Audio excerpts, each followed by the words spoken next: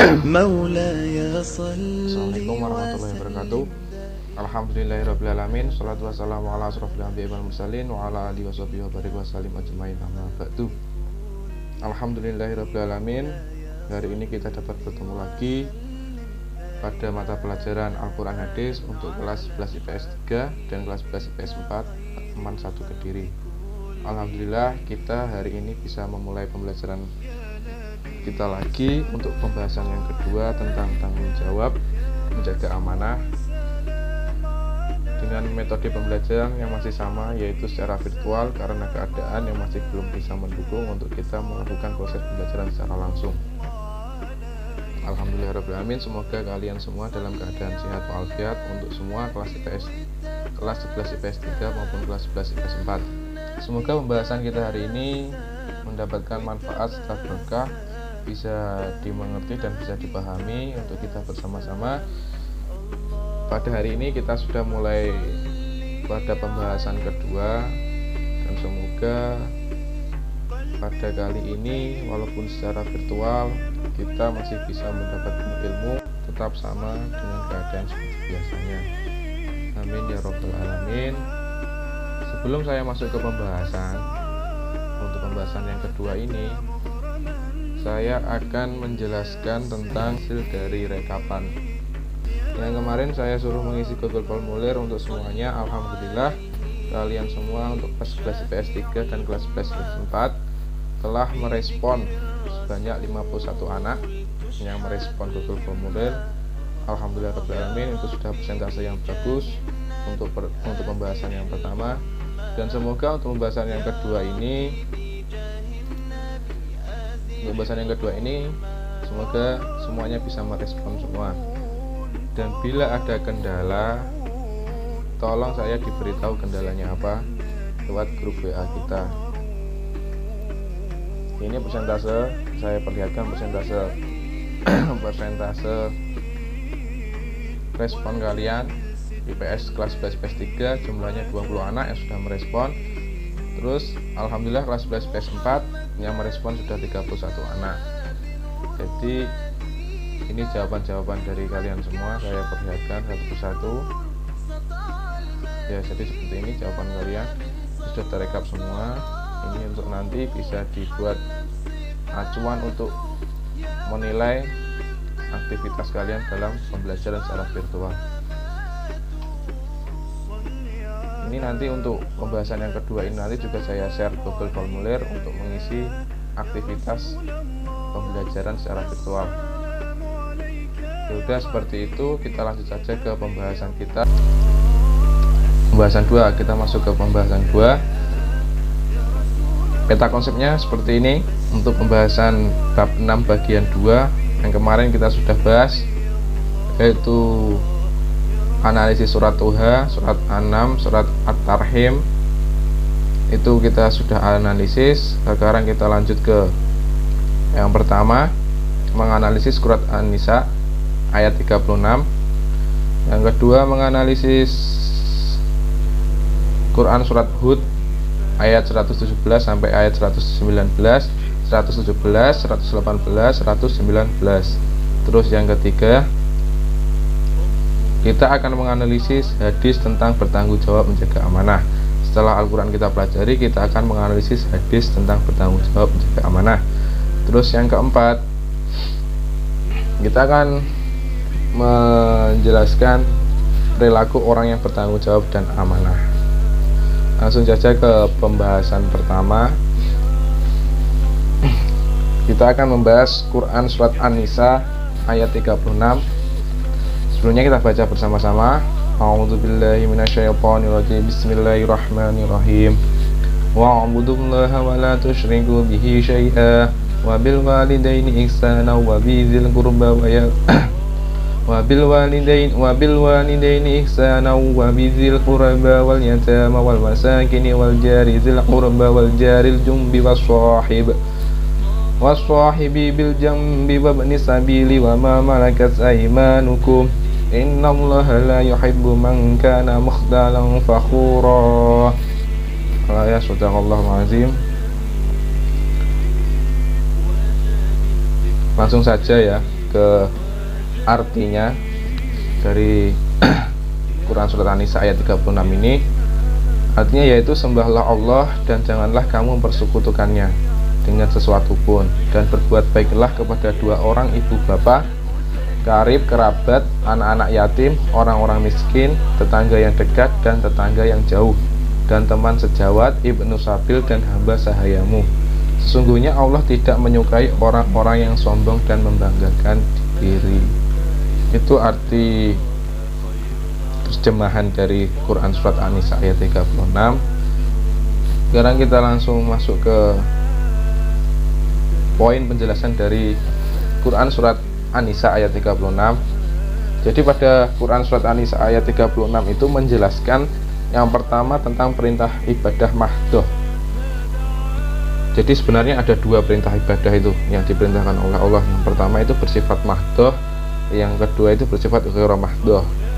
Jadi yang pertama saya jelaskan dulu yang Allah memerintahkan kita ibadah mahdoh, yaitu ibadah yang cara, kadar, dan waktunya telah ditentukan oleh Allah Subhanahu wa Ta'ala dan Rasulnya, seperti sholat, zakat, puasa, haji.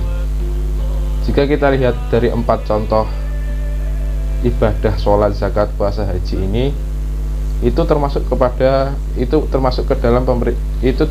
dalam perintah ibadah, itu termasuk ke dalam kategori ibadah mahdoh.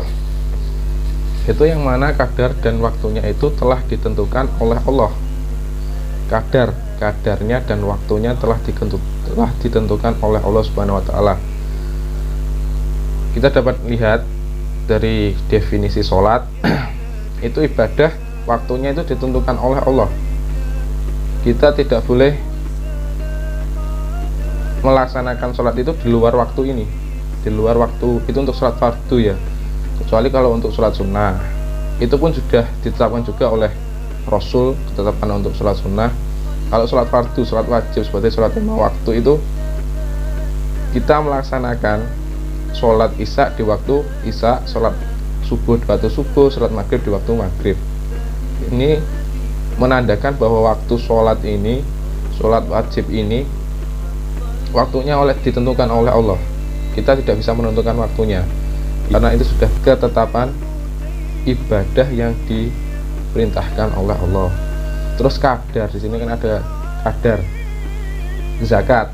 Jadi zakat itu kadarnya ditetapkan oleh Allah.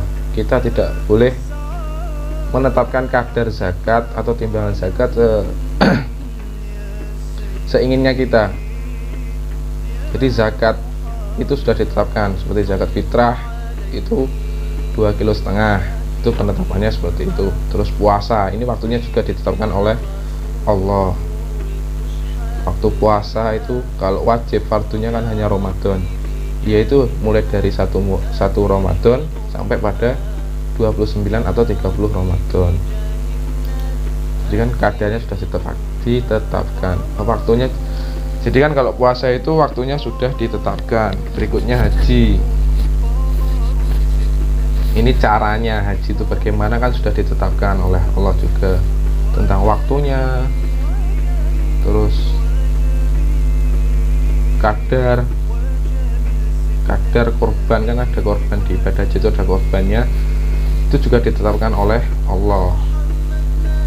Ini kalau tentang haji ini kita bisa baca di manasik haji ini ya. Jadi intinya ibadah mahdoh itu, jadi intinya ya, ibadah mahdoh itu kadar dan waktunya, caranya itu sudah ditetapkan oleh Allah dan Rasulnya. Walaupun Allah itu hanya menetapkan secara global, tapi dalam hadis itu akan dijelaskan tentang tata caranya secara spesifik, itu di hadis. Intinya semua ibadah yang bersifat waktunya sudah ditetapkan itu merupakan ibadah mahdoh. Itu yang bersifat mahdoh, tetapannya sudah ditetapkan. Kalau ghairu mahdoh, kita lanjut ke ibadah ghairu mahdoh. Jadi dalam Quran surat An-Nisa itu diperintahkan untuk kita menjalankan ibadah ghairu madhoh. Walau tidak hanya ibadah madhoh saja, tapi ghairu madhoh kita juga diperintahkan oleh Allah. Tetapi kalau ini waktunya ditetapkan, kalau ibadah madhoh ini ditetapkan oleh Allah, kalau ibadah ghairu madhoh ini tata caranya terus waktunya itu diserahkan kepada manusia. Yaitu semua pekerjaan baik yang dikerjakan dalam rangka hanya untuk memperoleh ridho Allah Subhanahu wa taala, bukan karena yang lain. Jadi kalau ya walaupun semua ibadah wajib itu juga semuanya dikerjakan dalam rangka untuk memperoleh ridho Allah billahi ta'ala. Tapi kalau ibadah ghairu madhoh ini sifatnya kondisional, tergantung subjek dan objeknya. Jadi sifatnya itu kondisional. Seperti membantu fakir miskin, itu waktunya tidak ditetapkan oleh Allah, terus kadarnya tidak ditetapkan oleh Allah. Kapan kamu harus membantu fakir miskin itu tidak ditetapkan oleh Allah, tapi tergantung dengan tidak ditetapkan tentang waktunya, kadarnya. Kapan kamu harus membantu fakir miskin, seberapa banyak kamu harus membantu fakir miskin, itu tidak ditetapkan oleh Allah. Tapi kita harus diperintah Allah untuk membantu fakir miskin. Tapi kalau tentang waktunya, kadarnya itu terserah manusia. Terus memelihara anak yatim, itu juga seperti itu. Kita diperintah oleh Allah untuk memelihara anak yatim. Tapi seperti apa waktunya, terus caranya bagaimana, itu juga terserah hambanya. Mengajar, mendidik orang lain, mendidik atau sebagai guru, sebagai pelajar, itu perintah ibadah ghairu madhoh. Itu waktunya tidak ditetapkan. Berapa lama kamu harus belajar, kapan kamu harus belajar, kapan harus kita mengajari seseorang, itu waktunya tidak ditetapkan oleh Allah. Tapi kita wajib menuntut ilmu, itu juga wajib. Memelihara anak yatim itu wajib, fardu kifayah. Terus membantu fakir miskin itu juga wajib, itu perintah dari Allah. Terus keempat, dan segala ibadah baik yang tata caranya tidak diatur secara rinci dan diserahkan kepada manusia. Jadi pada dasarnya ibadah ghairu madhoh itu waktu dan ketetapannya kita yang bisa jadi waktu dan ketetapannya itu diserahkan kepada kita. Bagaimana kita mengolahnya, bagaimana kita melakukannya, bagaimana kita memeliharanya, itu diserahkan kepada manusia itu sendiri, pada hamba itu sendiri. Yang penting kita diperintah oleh Allah. Jadi sifatnya perintah Allah ini ghairu madhoh, diwajibkan, tapi wajibnya itu tergantung keadaan dan situasi hambanya, seperti itu. Sudah paham ya? Ini lanjut ketiga, Quran surat An-Nisa itu menjelaskan, mengatur kewajiban manusia untuk berbuat baik. Baik kepada siapa? Di ayat tadi kan ada penjelasan kepada kedua orang tua. Kita harus berbuat baik kepada orang tua. Berbuat baik kepada orang tua itu sifatnya wajib dan harus. Tidak boleh tidak kalau berbuat baik kepada orang tua itu. Terus berbuat baik kepada karib kerabat, yaitu saudara-saudara kita, kepada kakak kita, paman kita, bibi kita, kakek kita. Itu sifatnya harus berbuat baik kepada orang yang lebih tua dari kita. Terus yang ketiga, berbuat baik kepada anak yatim dan orang-orang miskin. Itu juga wajib. Jangan sampai menyakiti hati anak yatim atau hati orang-orang miskin. Karena Nabi Muhammad SAW pun merupakan anak yatim. Jadi barang siapa yang menghardik atau menganiaya anak yatim itu secara tidak langsung sama halnya kamu menganiaya nabimu sendiri, rasulmu sendiri. Jadi kalau menganiaya anak yatim itu dosanya besar. Orang-orang miskin, orang-orang yang lemah itu tidak patut untuk dianiaya.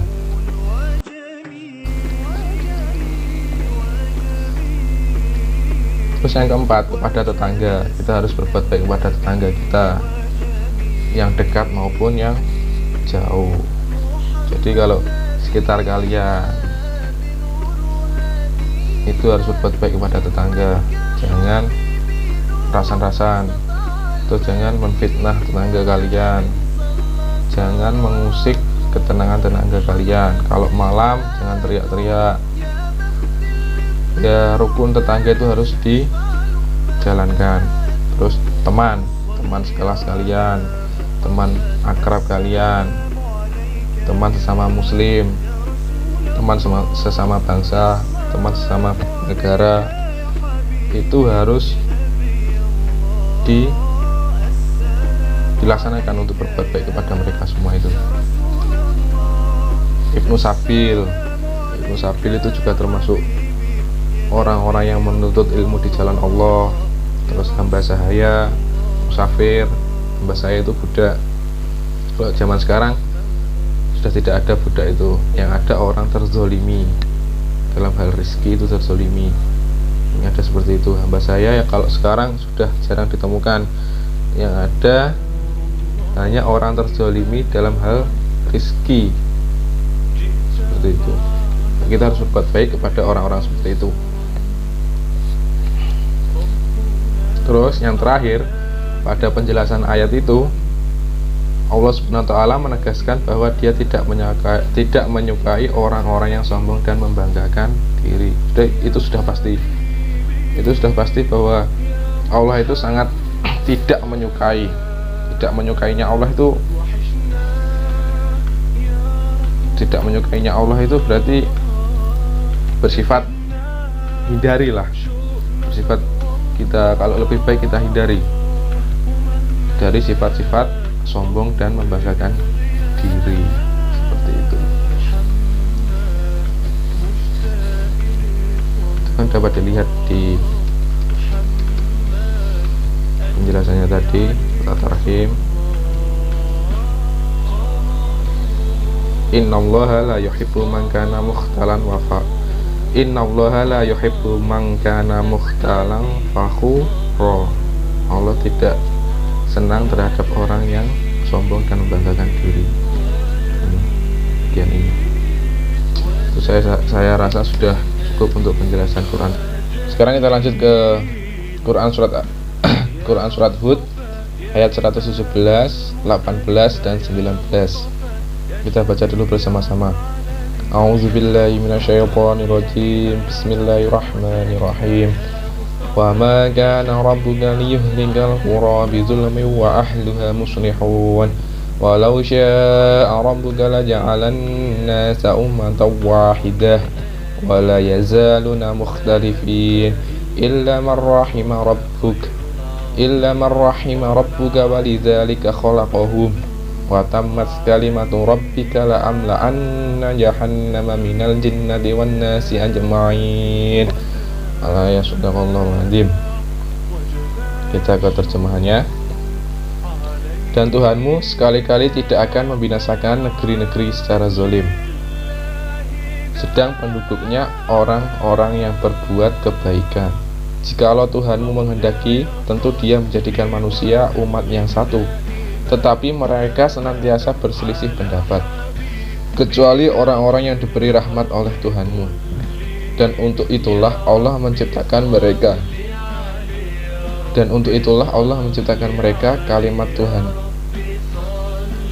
Kalimat Tuhanmu, keputusannya telah ditetapkan.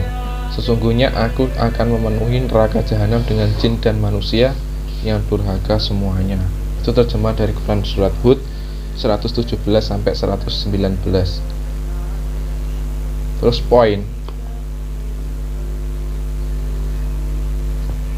Terus poinnya penjelasan dari Quran surat Hud ayat 117 dan 119. Yang pertama, pada ayat 117 Allah Subhanahu wa taala menjelaskan bahwa Dia tidak akan membinasakan suatu negeri selama penduduk negeri itu masih suka berbuat kebaikan, tidak suka berbuat zalim, tidak suka mengurangi kadar timbangan sebagaimana kaumnya Nabi Syuaib, tidak melakukan perbuatan liwat LGBT sebagaimana umatnya Nabi Lut, tidak patuh, kejam dan bengis seperti halnya zaman Firaun, yang demikian itu adalah suatu kezaliman. Jadi kita dapat pahami dari penjelasan ayat 117 ini, sebenarnya Allah itu tidak akan membinasakan suatu negeri, suatu desa, suatu kota, suatu negara selama penduduk di negeri itu masih berbuat kebaikan, yaitu kebaikan-kebaikan di jalan Allah.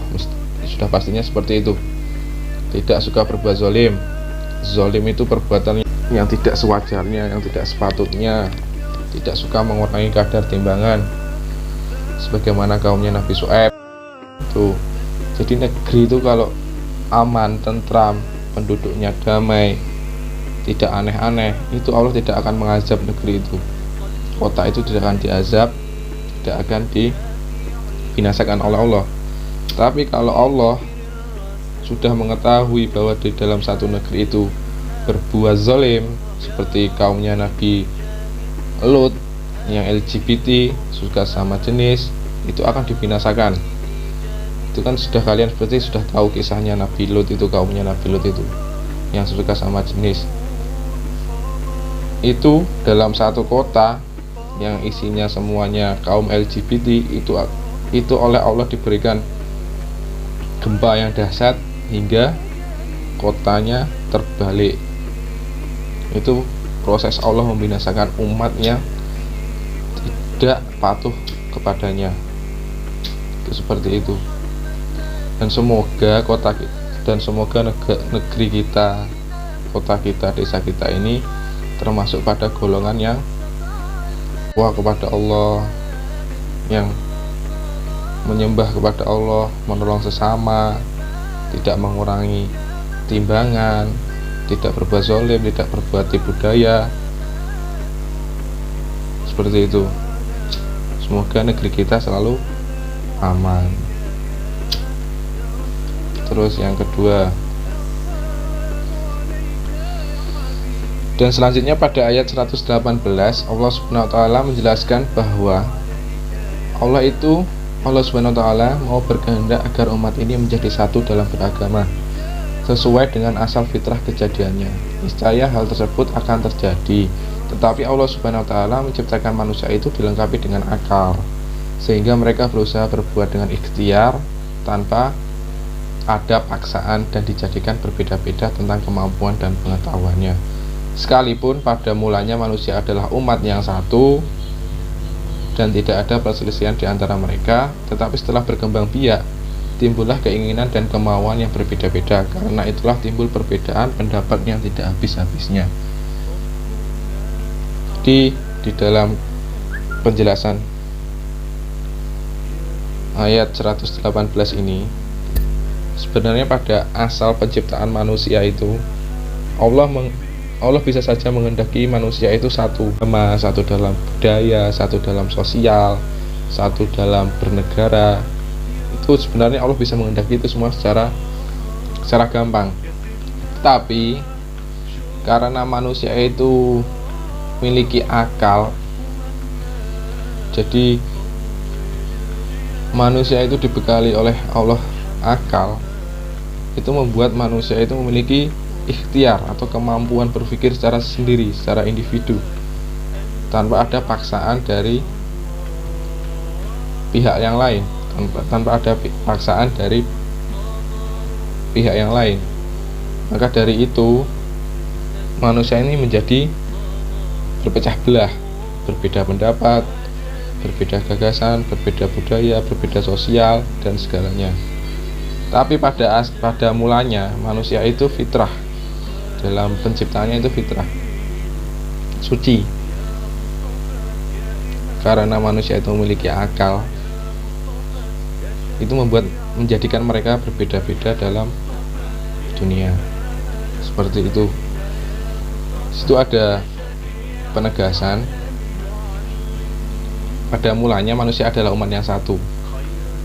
Umat yang satu ini yaitu Nabi Adam alaihissalam.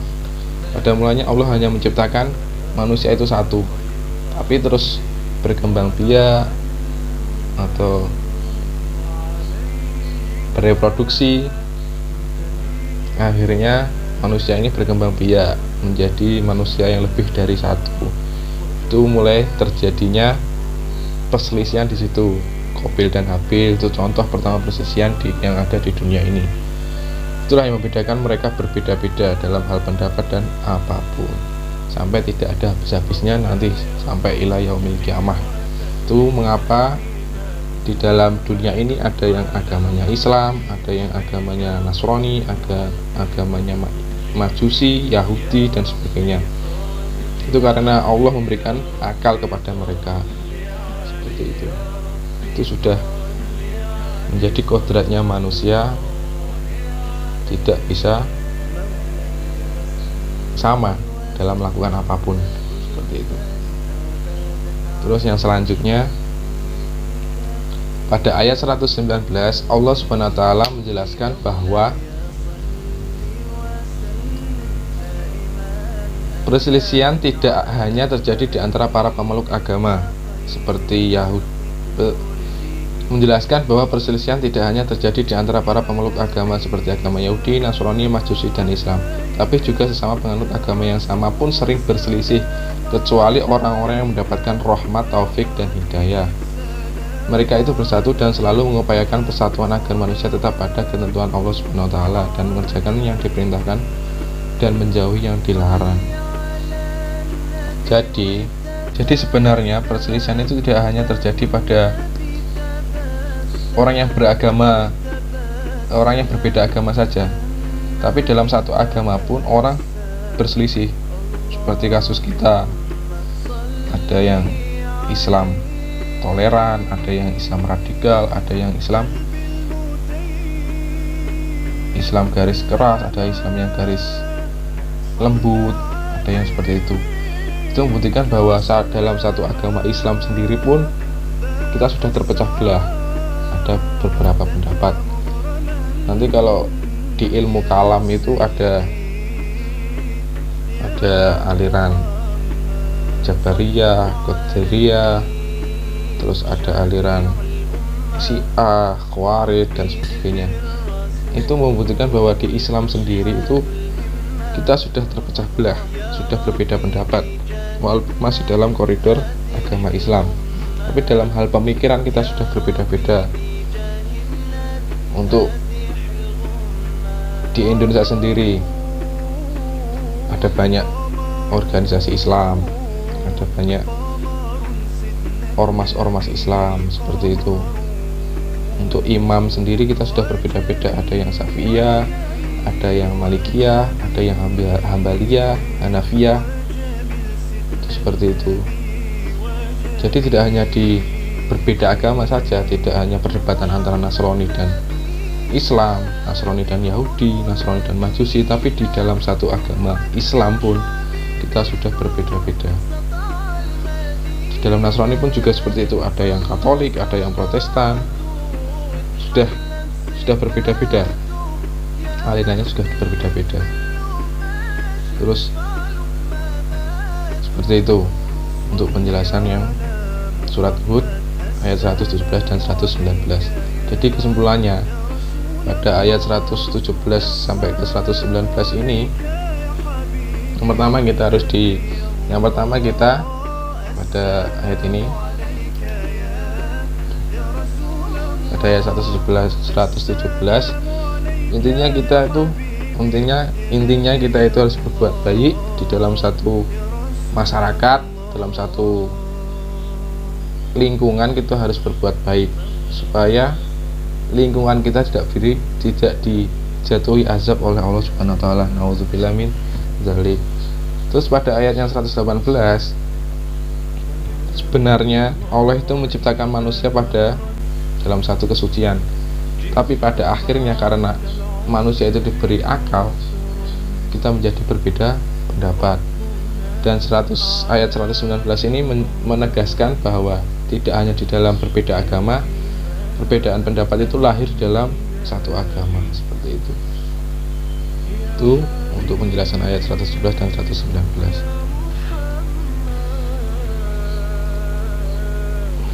Terus berikutnya kita akan membahas tentang hadis riwayat Imam Bukhari. Kita baca dulu rawinya. Hadatsana Abdul Yamani akhbarona Syu'aibun an Zuhri qala akhbaroni Salim bin Abdullah an Abdullah bin Umar radhiyallahu anhuma. Jadi di sini rawinya ada Abu Yaman, terus Syu'aib, Zuhri, terus Salim, langsung ke Khalifah Umar radhiyallahu anhu. Khalifah Umar ini annahu sami'a Rasulullah sallallahu alaihi wasallam. Jadi Khalifah Umar itu mendengar Rasulullah sallallahu alaihi wasallam yaqulu kullukum ra'in wa mas'ulun an ra'iyatihi fal imamu ra'in wa mas'ulun an ra'iyatihi wa mas'ulun an ra'iyatihi wa rajulu fi ahlihi ra'in wa huwa mas'ulun an ra'iyatihi wal mar'atu fi baiti zawjiha ra'iyatu wa hiya mas'ulatun an ra'iyatiha wal khatimu fi mali sayyidihi ra'in wa huwa mas'ulun an ra'iyatihi qala fasami'tu haula'i min nabiyyi sallallahu alaihi wasallam wa hasibun nabiyya sallallahu alaihi wasallam qala wa rajulu fi mali abihi ra'i wa mas'ulun an ra'iyatihi fa kullukum ra'i wa kullukum mas'ulun an ra'iyatihi. Itu untuk konteks asli dari hadis yang diriwayatkan oleh Khalifah Umar ketika mendengar Rasulullah SAW. Sebenarnya hadis itu menerjemahkan tentang apa, menceritakan tentang apa ini artinya. Telah menceritakan kepada kami Abu Al-Yaman, telah mengabarkan kepada kami Syu'aib dari Az-Zuhri berkata, telah menceritakan kepadaku Salim ibnu Abdullah dan Abdullah ibnu Umar radhiyallahu anhuma. Abdullah dan Umar, Khalifah Umar, bahwa Khalifah Umar ini mendengar Rasulullah SAW bersabda, setiap kalian adalah pemimpin dan akan dimintai pertanggungjawaban atas yang dipimpinnya. Seorang imam, kepala negara, adalah pemimpin dan akan dimintai pertanggungjawaban atas rakyatnya. Seorang suami dalam keluarganya adalah pemimpin dan akan dimintai pertanggungjawaban atas orang yang dipimpinnya. Seorang istri di dalam rumah tangga, suaminya adalah pemimpin, dia akan diminta pertanggungjawaban atas siapa yang dipimpinnya. Seorang pembantu dalam urusan harta tuannya adalah pemimpin dan dia akan diminta pertanggungjawaban atasnya. Dia berkata, aku mendengar semuanya ini dari Nabi SAW. Jadi ini konteks yang pertama ini dari Khalifah Umar tentang mendengarkan dari kalam, dari sabda Rasul. Ini terus dipertegas, terus ada asbabul wurudnya langsung. Aku mendengar semuanya ini dari Nabi SAW dan akan menduga Nabi SAW juga bersabda, dan seseorang dalam urusan harta ayahnya adalah pemimpin dan akan diminta, ini penegasan yang kedua, akan diminta pertanggungjawaban atasnya. Maka setiap kalian adalah pemimpin dan setiap kalian akan diminta pertanggungjawaban atas yang dipimpinnya. Itu dari terjemahan hadis itu. Jadi kandungan hadisnya, hadis di atas tersebut menjelaskan bahwa setiap manusia itu diberi tugas memimpin atau menjaga, baik kaitannya dengan dirinya sendiri maupun dengan orang lain. Secara pribadi, seseorang diberi tugas menjaga dirinya sendiri secara pribadi. Pemuka agama atau imam diberi tugas untuk memimpin rakyatnya. Suami bertugas memimpin dan menjaga istrinya. Seorang istri diberi amanat memimpin anak-anak suaminya. Pembantu diberi tugas menjaga harta atau kekayaan tuan, dan anak diberi tugas menjaga kekayaan orang tuanya. Jadi setiap dalam kandungan hadis ini, setiap individu itu diberi tanggung jawab untuk menjaga pertama dirinya. Terus jika individu itu mulai bersosial dengan orang di sekitarnya, semisal individu itu menjadi pemimpin, maka dia harus mempertanggungjawabkan rakyatnya. Kalau suami harus mempertanggungjawabkan istrinya, kalau istrinya harus memberi tanggung jawab tentang amanat dari suaminya dan anak-anaknya. Kalau pembantu itu diberi tugas untuk menjaga harta kekayaan tuannya, maka ia juga harus bertanggung jawab. Anaknya juga seperti itu. Jika diberikan warisan oleh orang tuanya, maka warisan itu harus digunakan sesuai dengan jalan yang diridhoi oleh orang tuanya, seperti itu. Terus yang kedua, tugas adalah amanat. Itu tugas adalah amanat. Apapun jabatan yang ada pada diri seorang, dia harus mempertanggungjawabkan tugas yang dibebankan kepadanya di hadapan yang dipimpin dan di pengadilan Allah Subhanahu wa taala. Kelak tak seorang pun mampu melepaskan diri dari tanggung jawab itu. Oleh karenanya dia harus benar-benar waspada dan hati-hati, serta harus bersikap adil dan bijaksana dalam menjalankan tugasnya. Apabila lengah dan mengabaikan tugasnya, maka celakalah dia, sebab di samping akan menyengsarakan orang yang dipimpinnya, kelak di akhirat ia tidak akan bisa mempertanggungjawabkannya. Namun apabila tugas tersebut sudah dilaksanakan secara baik, maka dia akan selamat dan akan diberi pahala yang besar oleh Allah Subhanahu wa taala. Oleh karena itu, harus benar-benar waspada dan hati-hati dalam menjalankan tugas dan amanat yang kita terima. Jadi, setiap tugas yang diberikan, setiap mandat yang diberikan kepada kita harus menjalankannya secara amanat. Baik itu apapun harus dijalankan secara amanah, apapun itu. Walaupun tugas dari Allah dilakukan secara amanah dan tawakal, tugas sama manusia harus dilaksanakan dengan amanah, tugas orang tua harus dilaksanakan dengan amanah, tugas ibu guru, bapak guru harus dilaksanakan secara amanah. Semuanya yang dibebankan kepada kita harus jalankan secara amanah. Karena mengapa? Karena Allah sendiri telah menjelaskan bahwa orang yang tidak melaksanakan amanah kelak di akhirat tidak akan bisa lari dari tanggung jawab itu. Harus tidak akan lari dari tanggung jawab yang telah dibebankan. Semisal orang itu di dunia berkhianat atau lalai terhadap tugas-tugasnya, maka nanti di akhirat akan dipertanggungjawabkan tentang apa yang ia dikerjakan, apa yang tidak ia kerjakan, itu akan dipertanggungjawabkan di akhirat. Dan manusia tidak akan bisa lari dari proses pertanggungjawaban yang diadili oleh Allah Subhanahu wa taala. Ini tidak akan bisa lari. Karena akhirat itu yang hak ya hak, yang batil ya batil, yang benar ya benar, yang salah ya salah. Tidak bisa lari seorang manusia yang dilakukan di dunia, di akhirat tidak akan bisa lari. Seperti itu untuk kandungan hadis. Terima kasih. Terus ada kata bijak, kamu tidak dapat lepas dari tanggung jawab di hari esok dengan menghindarinya hari ini. Jadi seperti itu saja untuk menjelaskan hari ini.